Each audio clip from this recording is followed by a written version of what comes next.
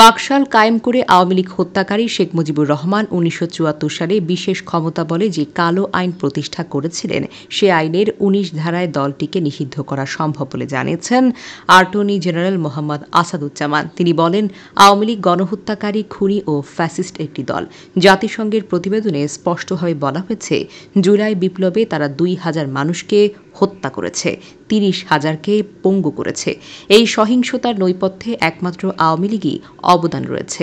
কাজেই শেখ মুজিবকে রেখে যাওয়া কালো আইনে এই দলকে নিষিদ্ধের উপাদান স্পষ্ট।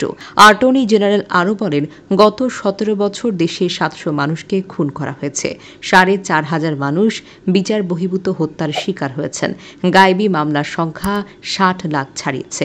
এসব কর্মকাণ্ড মানবতা বিরোধী অপরাধ হিসেবে বিবেচিত হবে এবং দেশের মানুষ আওয়ামী লীগের বিচার করে আইনের শাসন প্রতিষ্ঠা করবে ইনশাআল্লাহ।